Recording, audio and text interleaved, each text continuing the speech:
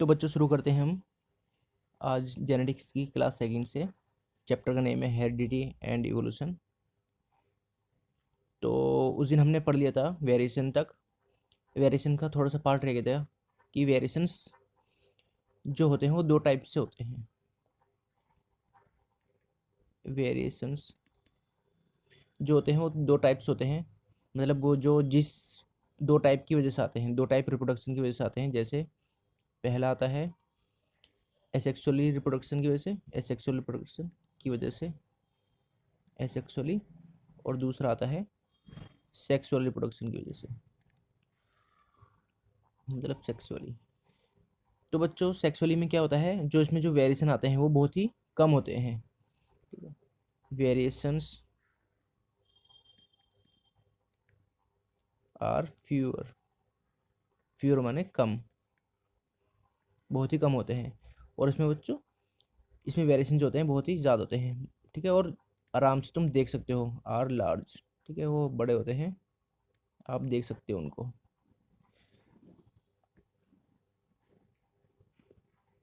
और ये किस लिए होते हैं, ये बहुत ही, जो ये वाला होता है इसमें बहुत छोटे छोटे डीएनए में म्यूटेशन होते हैं। म्यूटेशन माने डीएनए के अंदर आपको बदलाव हो जाता है। जैसे कोई जीन का सीक्वेंस है वो चेंज हो गया थोड़ा सा, तो ये किस लिए होता है, ये किसकी वजह से होते हैं, ये डीएनए में म्यूटेशन की वजह से होते हैं। और वो जो म्यूटेशन कब होता है, जब वो डीएनए कॉपी होता है। ये आपको थोड़ा आगे बाद में समझ में आएगा, बस आपको अभी ये याद रखना है।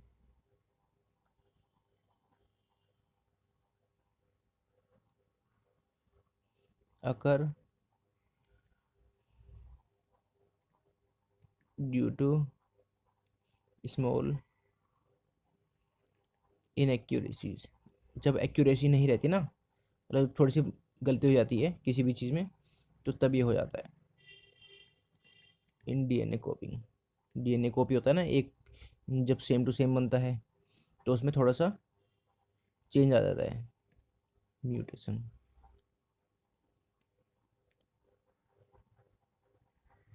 म्यूटेशन। और इसमें क्या होता है बच्चों, इसमें तो सेक्सुअल रिप्रोडक्शन में तो काफ़ी चीज़ होती है, क्रॉसिंग ओवर होती है, ठीक है, और कॉपी भी होती है, उसमें रेप्लिकेशन होता है, ट्रांसक्रिप्शन ये सब होता है। तो वहाँ पर कुछ ना कुछ चेंज आ सकते हैं, तो उसकी वजह से ये म्यूटेशन हो जाता है। Occur due to crossing over, separation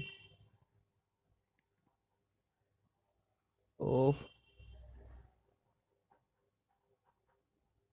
chromosomal, chromosome, या म्यूटेशन की वजह से।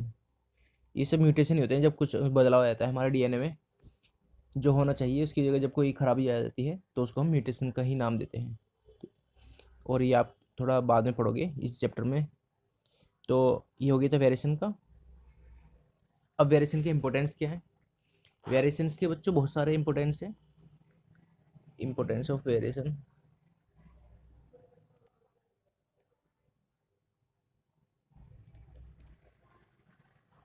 वेरिएशंस के इंपॉर्टेंट ऐसे हैं बच्चों, जैसे हर जो हर कोई इंडिविजुअल होता है,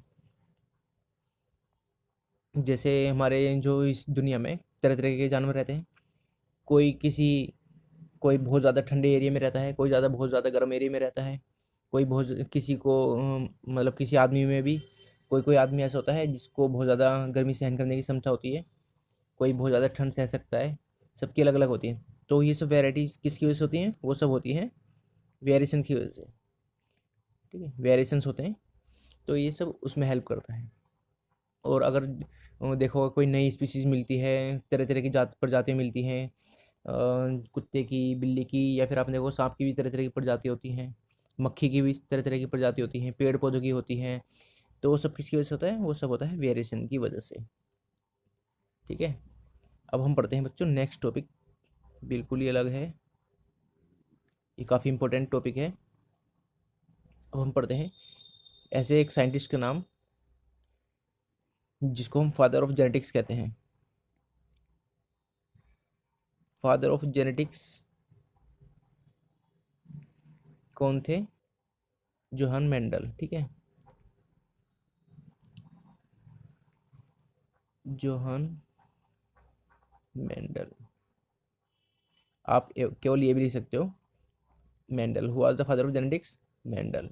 ठीक है, तो आपको ये याद रखना है कि फादर ऑफ जेनेटिक्स कौन था, मेंडल। तो इन्होंने कुछ बहुत ही अच्छे काम करे थे। यहाँ पर स्पेलिंग में थोड़ा सा आप ई बना लेना इसको।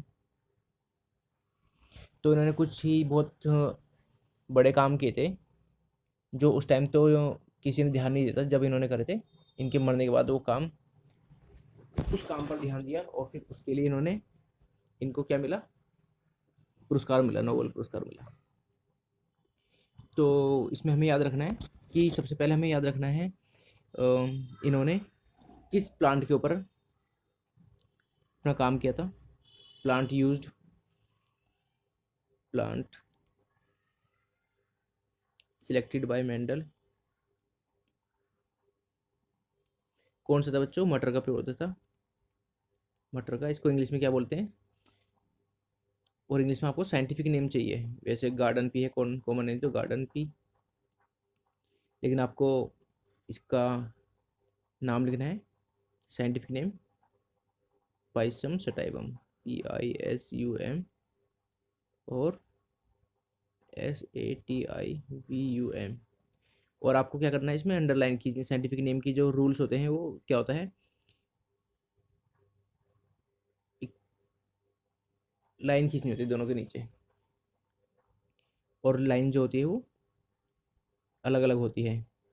एक जनरल होता है और एक स्पेसिफिक नेम होता है। तो आपको दोनों ही करना है। और इन्होंने कौन कौन से लॉ दिए थे, आपको ये भी याद रखना है। इन्होंने लॉ ऑफ इनहेरिटेंस दिया था। ही proposed, he proposed the laws of inheritance। आपने जैसे पढ़ा था, ये हेरिटेंस का सा है बच्चों, ये हेरिडिटी से है। मतलब जब हेरिडिटी हम किसे कहते हैं, करेक्टर को, करेक्टर्स के या फिर ट्रेड्स के पेरेंट्स से ऑफस्प्रिंग में जाने को हम हेरिडिटी कहते हैं। अब इन्होंने क्या दिया था, इन्होंने लॉज दिए थे कि वो करेक्टर किस तरीके से जाते हैं, क्यों, उनका नियम क्या है, करेक्टर्स पेरेंट्स से ऑफस्प्रिंग में किस नियम के अकॉर्डिंग जाते हैं। तो उन्होंने ऐसे नियम दिए थे, तो हम यहाँ पर वही पढ़ेंगे। और जो उन्होंने थोड़ा एक्सपेरिमेंट किया था उसके बारे में हम थोड़ा सा जानेंगे कि उन्होंने किस तरह से एक्सपेरिमेंट किया और क्या किया। जो गार्डन पी था उसके उन्होंने कौन कौन से करेक्टर्स पढ़े थे, ठीक है, उनके कौन कौन से ट्रेट्स के ऊपर उन्होंने काम किया। तो हम वही पढ़ेंगे आगे।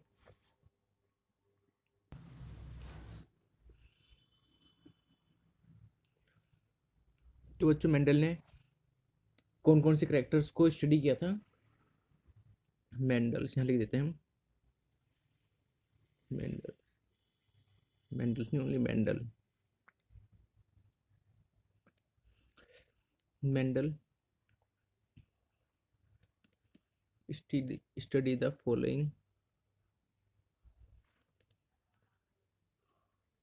traits of PISUM, Pisum sativum। Line जरूर खींचनी साइंटिफिक नेम के नीचे, नहीं तो 0 मार्क्स। तो बच्चों ये एग्जाम में भी आता है, बड़ा इंपॉर्टेंट है ये। एग्जाम में आता है कि लिस्ट, वही आता है कि what are the characters studied by Mendel in in Pisum sativum. ठीक है, तो कौन कौन से स्टडी किए थे उसने, सीड शेप,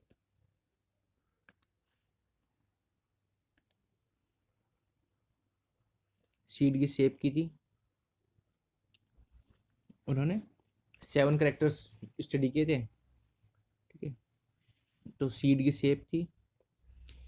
अब बच्चों सीड की शेप कैसी होती है, सीड राउंड भी होता है या फिर रिंकल भी होता है, मतलब जो थोड़ा मुरझाया हुआ सा बीज होता है वो।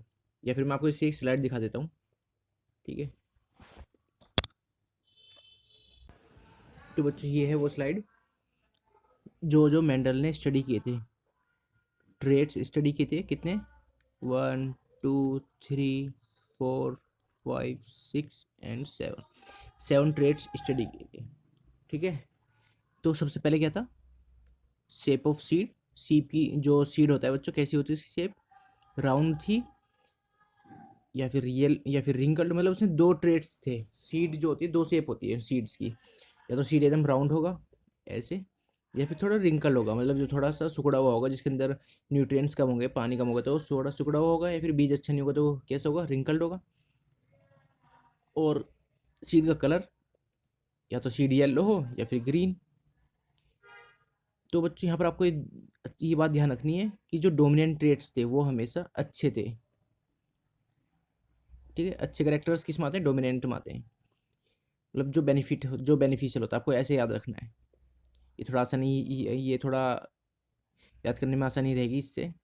जब भी कोई पूछेगा कि शेप ऑफ सीड में डोमिनेंट ट्रेट कैसा था, तो आप लिखोगे राउंड, राउंड सीड, और रिसेसिव में रिंकल्ड। मतलब तो अगर थोड़ा सा और बताऊं तो, अगर जो चीज़ आपको चाहिए वही डोमिनेंट होगी। आपको क्या चाहिए बच्चों, राउंड सीड चाहिए, तभी तो पौधा अच्छा होगा।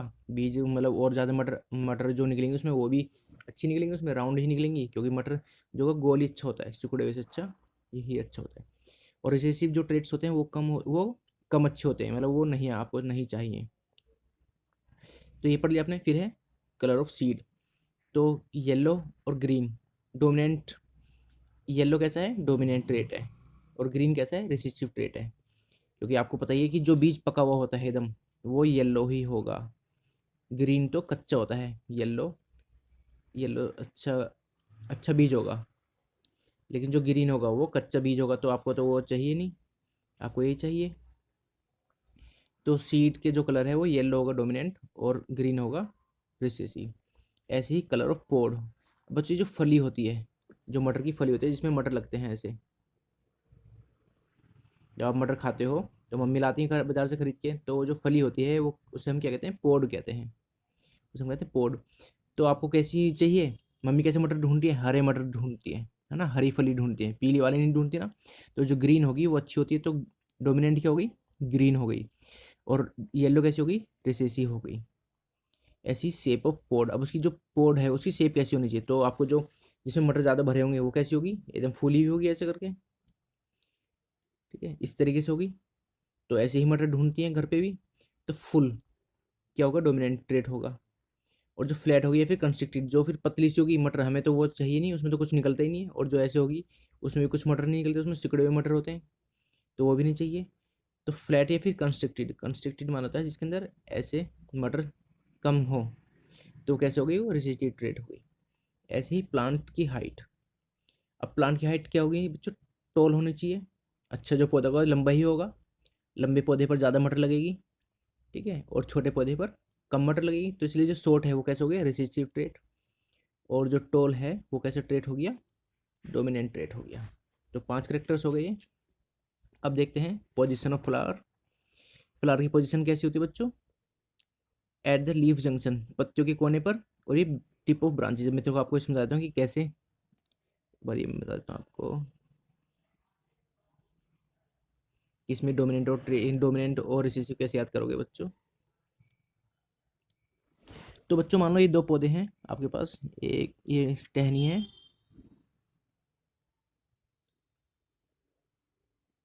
ये फूल है, ये टहनी है।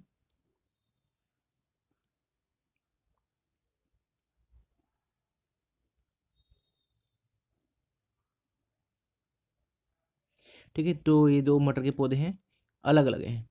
अब इसमें क्या है, इसमें कहा गया है कि पहला एट लीफ जंक्शन, मतलब जैसे ये पत्ती है यहाँ पर, तो इसमें जो पौधे लग रहे हैं वो तो हर किसी यहाँ पर लग रहे हैं, जो मटर लग रही है यहाँ पर लग रही है मटर, ये मटर यहाँ पर लग रही है, हर उसमें लग रही है।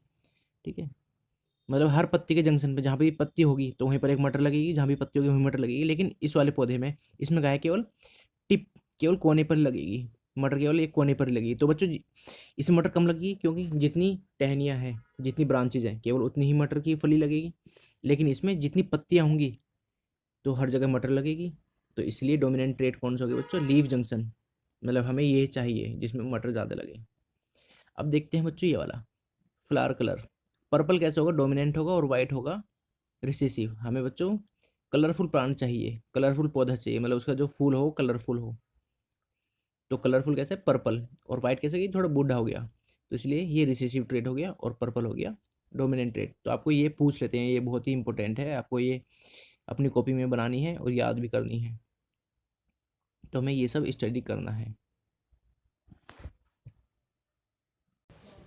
तो बच्चों अब हम आगे देखते हैं कि मेंडल ने मटर अपने एक्सपेरिमेंट के लिए ये मटर का पौधा ही क्यों यूज़ करा। तो इसके कुछ रीजंस थे, तो हम यहाँ पर एक एक करके देखेंगे सारे रीजन। फर्स्ट, तो जितने भी उसके करेक्टर्स थे मटर के पौधे के, वो सारे कैसे थे, वो इजीली डिटेक्टेबल थे। तो यहाँ लिख देते हैं हम पहले, इजीली डिटेक्टेबल ट्रेट्स। मतलब पहले क्या था बच्चों, जैसे उसकी सीड की शेप थी तो आप आसानी से देख सकते थे, ठीक है। सीड का कलर था वो भी आप आसानी से देख सकते हैं, दूर से ही देख सकते हैं, मतलब एकदम ज़्यादा माइक्रोस्कोपी यूज़ नहीं करना पड़ेगा। फ्लावर का कलर कैसा था, पोड की शेप कैसी थी, ठीक है, या फिर फ्लावर्स की पोजीशन क्या थी, ये सब आप इजीली देख सकते थे। तो पहला रीज़न तो उसने इसीलिए लिया था इसके पौधे का। दूसरा रीज़न क्या था कि उसका लाइफ स्पेन कैसे था, शॉर्ट था, शॉर्ट लाइफ स्पेन। मतलब वो जो उनकी ज़िंदगी थी वो छोटी सी थी, मतलब वो जिस टाइम वो मटर का फूल लगता था, उस पर फूल के बाद जो फल लगता था वो छोटा ही था, मतलब कम समय में वो हमें फूल दे सकता था, फल दे सकता था। तो इससे क्या होता था, मतलब वो अपने 3-4 बार स्टडी कर सकता था, एक साल के अंदर 2-3 बार स्टडी कर सकता था। थर्ड रीज़न क्या था, उनमें नॉर्मली फर्टिलाइजेशन कैसे होता था। नॉर्मली तो उनमें सेल्फ फर्टिलाइजेशन होता था, और वैसे वो उसमें क्रॉस फर्टिलाइजेशन भी करा सकते थे। आपको सेल्फ फर्टिलाइजेशन पता होगा, 9th क्लास में पढ़ा होगा आप सबने। Normally allows self fertilization but cross fertilization may be carried out।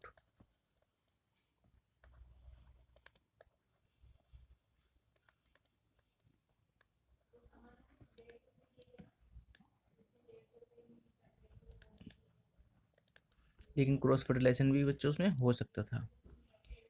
अब फोर्थ वन क्या है कि large number of seeds produced, उसमें बहुत ज़्यादा सीड्स प्रोड्यूस होते थे एक बार में, बहुत ज़्यादा नंबर, क्योंकि आपको तो पता ही है, जैसे एक ही मटर की फली है उसमें 5-6 तो निकलती हैं, और ऐसे तो पता नहीं कितनी फलियाँ लगती हैं ना पेड़ पर, तो बहुत सारे बीज मिलते थे हमें एक बार में। लेकिन अगर हम देखते बैंगन, मान लो अगर हम कोई और सा पौधा इस्तेमाल करते हैं, बैंगन या फिर कुछ भी, टमाटर का, तो टमाटर तो इतना बड़ा होता है और एक टहनी पे 5-6 टमाटर लगते, लेकिन यहाँ पर एक फली के अंदर ही 5-6 मटर होते थे। तो ये इसका ये फ़ायदा था, इसलिए उसने स्टडी करा था। तो ये आप सबको याद करना है, ये रीज़न ये बहुत ही इम्पोर्टेंट है,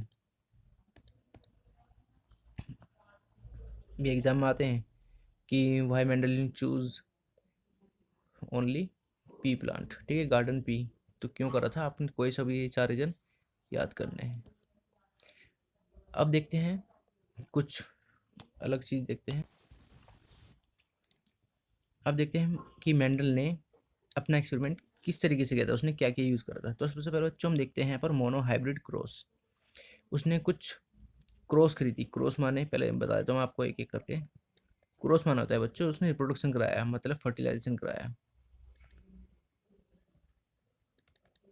उसने फर्टिलाइजेशन कराया, ठीक है। क्रॉस का मतलब होता है जब मेल और फीमेल प्लांट में जो फर्टिलाइजेशन होता है, उसे हम क्रॉस बोल लेते हैं एक तरीके से। और मोनो हाइब्रिड माने होता है,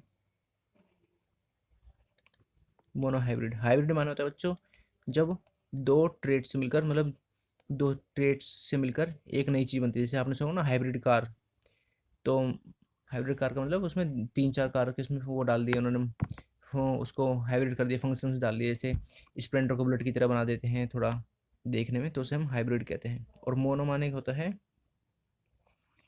और मोनो माने होता है किसी एक ही करेक्टर के ऊपर स्टडी करना, सिंगल करेक्टर या ट्रेट इज स्टडी।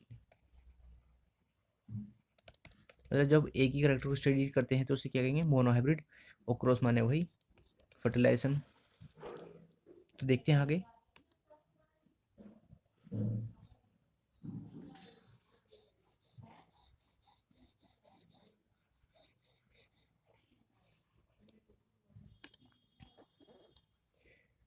इसमें क्या होता है बच्चों, पहले आपको थोड़ा सा इसको बारे में लिखना है। मोनोहाइब्रिड क्रॉस क्या होती है, इसको कहते हैं क्रॉस बिटवीन, बिटवीन को मैं ऐसे लिखता हूँ BW, between two P plants. ठीक है, दो पी प्लांट लिए थे लेकिन उनका एक ही वन पेयर, मतलब जैसे दो, अभी बताऊंगा, चलो मैं आगे समझाऊंगा। अभी पहले इसको इतना कर लेते हैं, पहले इसको लिख लेते हैं विद वन पेयर ऑफ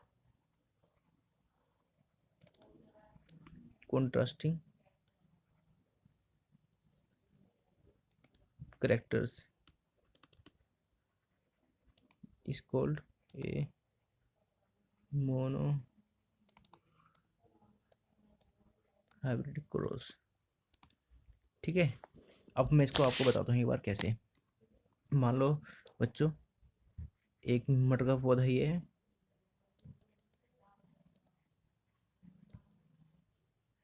ठीक है, ये कैसा है बच्चों, मान लो मेल है और ये है फीमेल।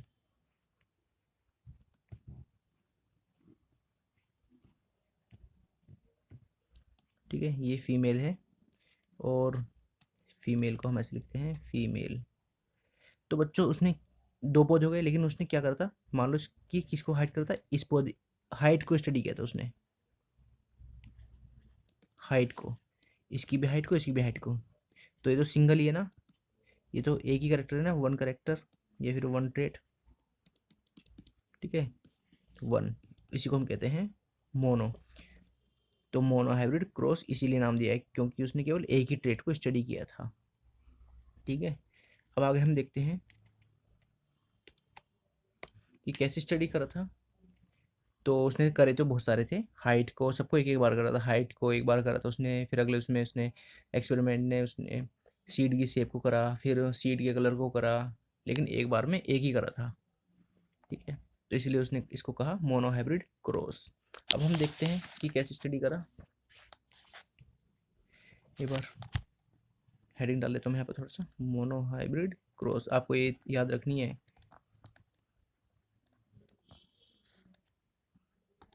पेन दूसरे यूज कर लेते हैं ये। तो बच्चों उसने क्या करा था, सबसे पहले उसने, और मैंने आपको बताया था कि पौधे दो तरीके के होते हैं,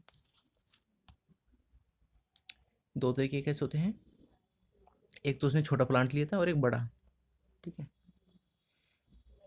टोल प्लांट लिया था उसने, टोल प्लांट, और एक लिया डॉर्फ। ठीक है, एक तो उसने टोल प्लांट लिया और एक डॉर्फ प्लांट लिया, एक छोटा और एक बड़ा। लेकिन यहाँ पर स्टडी किसको कर रहा है, वो केवल हाइट को ही कर रहा है ना। इसको मैं लिखता हूँ शॉर्ट।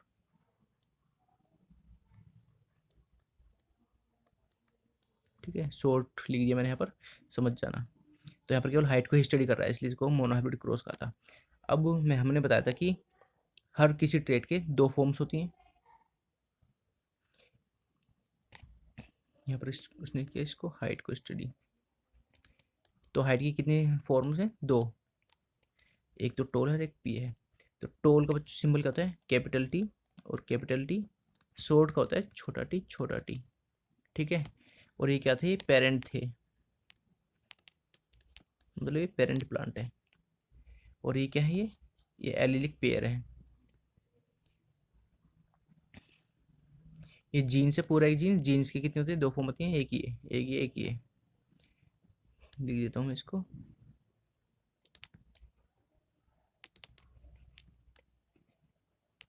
जी, ठीक है। अब बच्चों ये दोनों क्या होंगे, अलग अलग हो जाएंगे, गैमेट्स फॉर्मेशन होती है, आपने पढ़ा होगा, गैमेट फॉर्मेशन होती है। गैमेट फॉर्मेशन क्या होगा, ये अलग अलग हो जाएंगे, T capital T capital T, और ये स्मॉल टी स्मॉल टी। ठीक है, ये क्या होता है बच्चों, म्योसिस। म्योसिस होगा यहाँ पर। अब बच्चों क्या होगा, इनकी क्रॉस होगी, मतलब अब रिप्रोडक्शन होगा, गैमेट्स तो बन गए फीमेल के, मेल गैमेट्स ये एंथर में है, ये उसके अंदर है, ये स्टिग्मा में। अब इनकी क्रॉस होगी, तो म्योसिस से गैमेट्स बने, अब इनकी फर्टिलाइजेशन होगा, ये आपस में मिलेंगे, टी और टी बन जाएगा। ठीक है, तो यहाँ पर बच्चों प्लांट कैसे होगा, ये कैपिटल टी होता है टोल, तो ये इसके ऊपर हमेशा अपना अपना वो दिखाएगा, अपना क्या कहते हैं, अपनी ताकत दिखाएगा, तो प्लांट कैसे होगा, टोल प्लांट होगा। ठीक है, ऐसी ही इसकी होगी। तो बच्चों ये जो बीज होगा, ये तो बहुत सारे होंगे, है ना। अब इसमें क्या करा हमने, दो मान लो ये बीज हो, ये भी बीज हो, ये भी बीज हो, ठीक है हुए। अब हमने इनसे क्या करा, इस सब में टी टी है, टी टी टी टी, ठीक है, सब सारे प्लांट ऐसे ही होंगे। तो अब इसमें हमने दो की क्रॉस कराई, इसको हम क्या कहते हैं, सेम सेम है ना, सेम सेम, इनको हम कहते हैं क्रॉस, इनको हम कहते हैं सेल्फ सेल्फ क्रॉस। ठीक है, सेल्फ पोलिनेशन। तो अब यहाँ पे लिखते हैं हम, और ये कैसी जनरेशन होगी, ये होगी F1 जनरेशन, ये होगी F1 जनरेशन, मतलब पहली बार पौधा है छोटा, अब इसकी हम दोबारा क्रॉस कराएंगे आपस में, सेल्फ पोलिनेशन।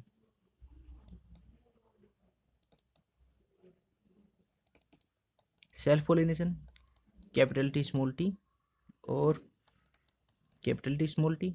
आपको ये हमेशा याद रखना है, हमेशा ऐसे ही होगी क्रॉस, इसमें दोबारा से गैमेट फॉर्मेशन होगी। ठीक है, ये अलग अलग हो जाएंगे, कैपिटल टी स्मॉल टी अलग हो जाएंगे, ऐसे ही ये अलग हो जाएंगे, कैपिटल टी और स्मॉल टी। यहाँ पर भी दोबारा से म्योसिस होगी, सेक्स सेल में हमेशा म्योसिस होती है। तो अब ये होगी, अब यहाँ पर क्रॉस होगी, इनमें रिप्रोडक्शन होगा, तो कैसे होगा बच्चों, जैसे हम आप मैथ में करते हो A+B और A-B करते हो ना, इसकी मल्टीप्लाई एक बार इससे करते हो, फिर इसकी मल्टीप्लाई इससे, इसकी मल्टीप्लाई इससे, मतलब इन दोनों की मल्टीप्लाई इनसे एक एक बार होगी, तो ऐसे ही यहाँ पर होगा।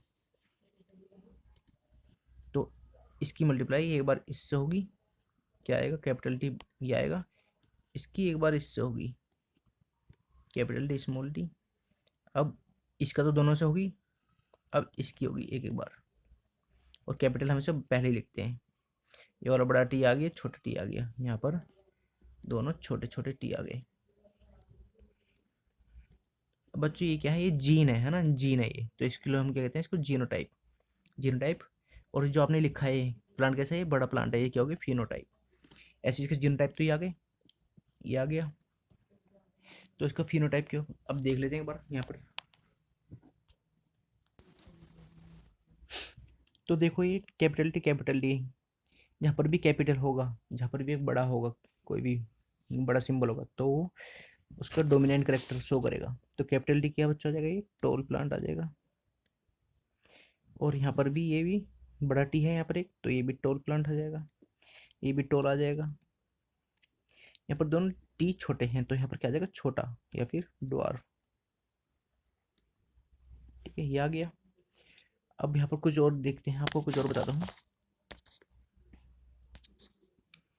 तो यहाँ पर देखते हैं, वो F2 जनरेशन थी, है ना, F2 जनरेशन क्या आई थी बच्चों, capital T, capital T small T, capital T small T और T small T small T. तो बच्चों यहाँ पर देखो, सेम सेम, ये वाला कितना है, ये तो एक ही है, और ये कितने हैं, दो, और ये कितना है, ये एक है। ये बच्चों होता है रेसो। तो यहाँ पर अगर आपको पूछेंगे, और ये क्या है, जीन है, तो जीनोटाइपिक रेसो क्या है, ये 1:2:1, तो यहाँ लिखो जीनोटाइपिक रेसो, कितना आ गया, 1:2:1 आ गया। मतलब हमने जीन को देखकर बताया है, तो ये जीन ही है ना, जो सिंबल्स में लिख रहते हैं। अब फिनोटाइपिक क्या होता है, फिनोटाइपिक रेसो, फिनोटाइपिक रेसो क्या होगा बच्चों, तीन प्लांट कहते हैं, तीनों प्लांट्स हैं, टोल हैं, 1 2 3, तीन प्लांट्स टोल है, तो 3:1 आ गया, ये टोल है और ये ड्वार्फ है। तो आपसे एग्जाम में या तो पूरी क्रॉस पूछ लेंगे, ठीक है, कि explain the monohybrid cross done by Mendel in his P plant, या फिर आपसे ये रेशो सिंपल पूछ सकते हैं कि what was the ratio of what was the genotypic ratio in Mendel's experiment. तो F2 जनरेशन का ही बताना आपको कि ये। और बच्चों एक तरीका और बता देता हूँ मैं, वैसे आपको वो अभी से हीरो क्रॉस करने का क्या है, पुनेट स्क्वायर के द्वारा भी हो सकता है, लेकिन आप अभी वही याद रखो। और एक चीज़ और बताता हूँ पहले आपको। तो बच्चों यहाँ पर देखो, पहले कैपिटल टी यहाँ पर दोनों सेम है ना, तो इसको हम कहेंगे होमोजाइगस। होमो माना होता है सेम, ये क्या हो गया, होमोजाइगस कंडीशन हो गई।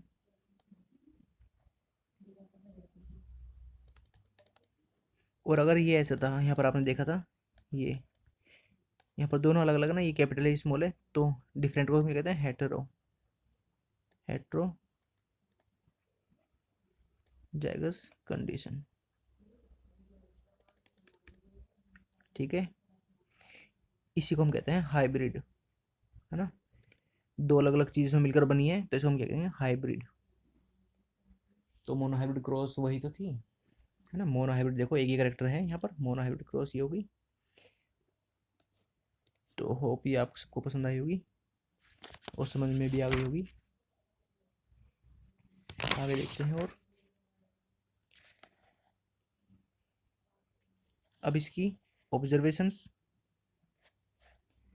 अब उसने क्या ऑब्जर्व करा,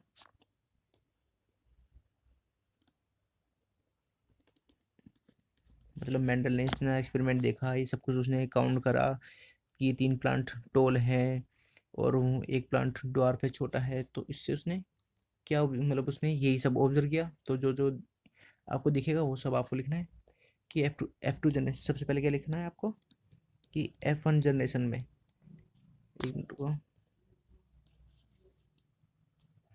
कि इन, मैं शॉर्ट में लिख रहा हूँ, इन F1 जनरेशन में सारे प्लांट कैसे थे, ऑल प्लांट्स वर टोल, सारे प्लांट कैसे थे बच्चों, बड़े थे। और F2 जनरेशन में क्या देखा था आपने, यहाँ पर F2 जनरेशन में क्या देखा आपने कि 3 प्लांट तो टोल हैं और एक डॉर्फ है, तो वो लिखना है इन F2 जनरेशन कि 3 प्लांट्स टोल 1 प्लांट ड्वार्फ। जो मतलब आपने एक्सपेरिमेंट करा है, अगर ये आपको आता है तो आप ये इजीली लिख दोगे। फिर आपको इसका रेशियो लिख देना है कि जीनोटाइपिक रेशियो फिनोटाइपिक रेशियो लिख देना है, बस। अब आगे देखना है बच्चों उसने कंक्लूजन क्या निकाला इससे। कंक्लूजन माने उससे निष्कर्ष निकलेगा कुछ ना कुछ। तो उससे निष्कर्ष क्या निकलता है, पहला निष्कर्ष निकलेगा कि कैपिटल टी और capital T and small T और कैपिटल टी, ये सारे प्लांट कैसे थे, ये दोनों प्लांट टोल हैं, बोथ प्लांट्स आर टोल, ठीक है। दोनों प्लांट्स कैसे बच्चों, टोल है दोनों प्लांट।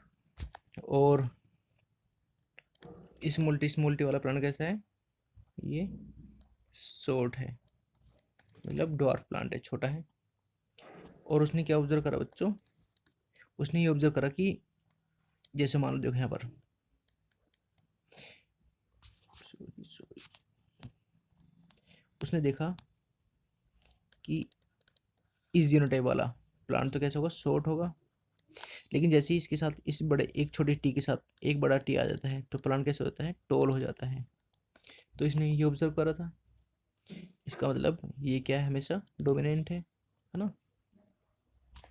और तीसरी ऑब्जर्वेशन क्या थी, तीसरी ऑब्जर्वेशन थी वही, थोड़ा सा उसको डिफरेंट वे में लिखना है हमें, कि जो कैपिटल टी होता है इसको हम कहते हैं डोमिनेंट ट्रेट, डोमिनेंट ट्रेट, और स्मॉल होता है रिसेसिव, इसे हम कहते हैं स्मॉल वाले को रिसेसिव ट्रेट। और ये वाला हमेशा इसको सप्रेस कर देता है, सप्रेस माने दबा देता है ना। अब देखो यहाँ पर क्या था, लेकिन मैं बताऊँगा आपको,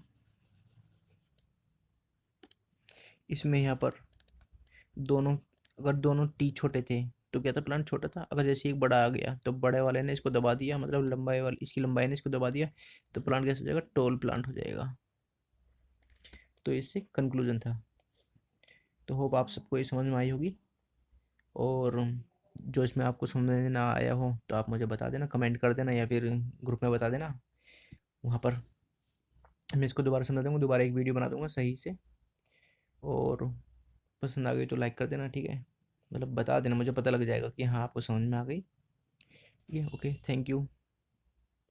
नेक्स्ट क्लास में इसको डायहाइब्रिड क्रॉस करेंगे।